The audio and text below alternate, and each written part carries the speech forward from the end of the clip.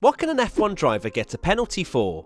Oh, we do love a chat about penalties, don't we? It seems as though every single F1 weekend we're debating one penalty or another. So I thought, what better video to make than to list out what an F1 driver can get a penalty for?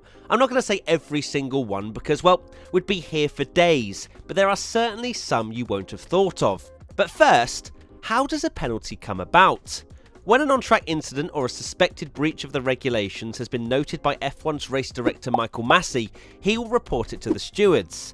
That's not the only way though. If the stewards think something naughty has gone on during the race, they can also whip out their magnifying glass and investigate. After a review, it will be decided that the incident needs no further action or if it needs to be thoroughly investigated. If the latter is the case, the stewards will inform all competitors exactly which drivers are being investigated, and that's also when we see the under investigation graphic on our TV screens.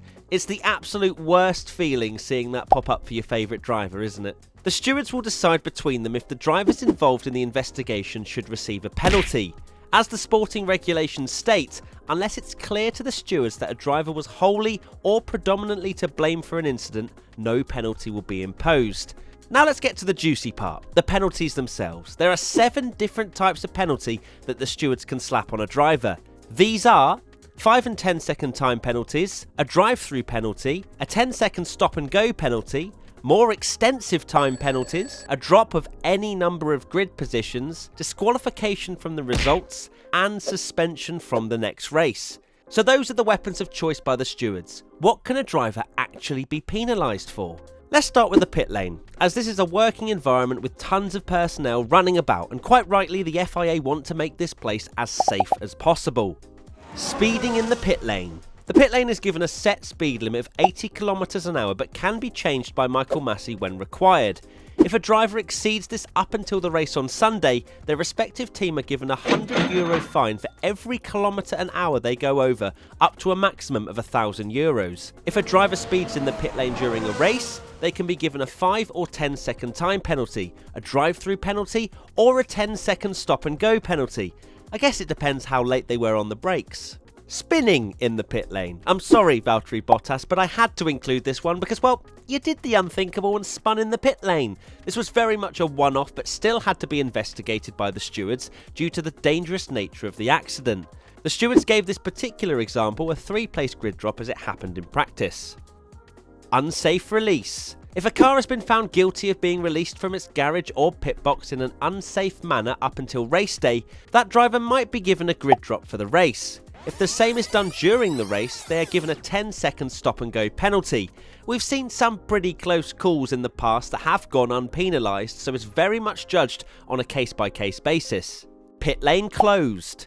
In some rare circumstances, the pit lane entry might be closed during a race. Unless it's completely essential or that car needs evident repairs, cars are not allowed to enter the pit lane. If a driver does use the pit lane during this time for a reason not listed above, a 10-second stop and go penalty will be applied. Lewis Hamilton Monza 2020 flashbacks intensify. Using the pit lane when instructed. Similarly, drivers might be instructed to use the pit lane rather than drive down the start-finish straight. They will be given plenty of notice as well as signals and must drive through it and then rejoin the track. If a driver fails to do this, they will then be given a drive-through penalty. Moving during race suspension. Unless asked by the FIA, a car should remain in the fast lane in the pits if the race is suspended.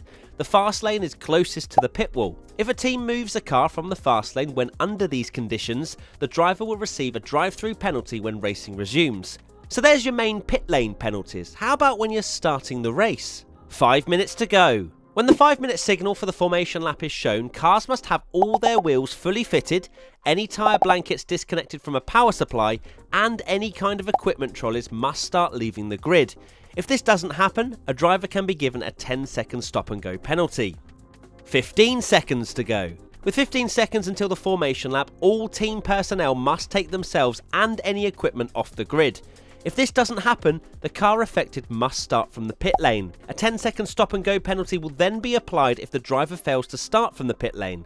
Imagine having one team member with 1 foot on the racetrack with 14 seconds to go.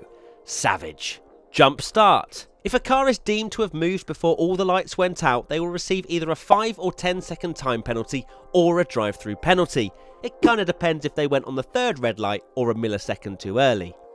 Not in the grid box. If a car is positioned in such a way that the transponders in the car are unable to detect the moment when a car launches from their grid box, they can also be given a 5 or 10-second time penalty, or, you guessed it, a drive-through penalty.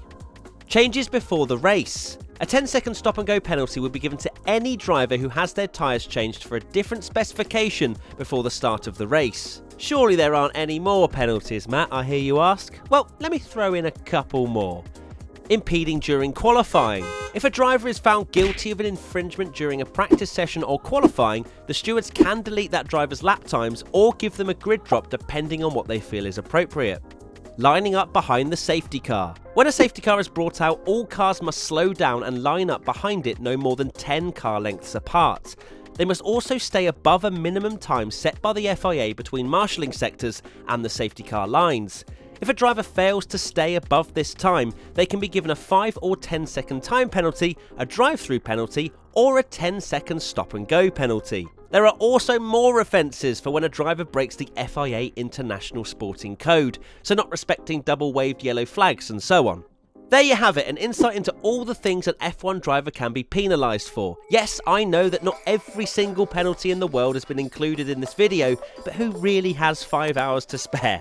Are there any penalties you think are a bit silly or unfair? Let us know in the comment section below.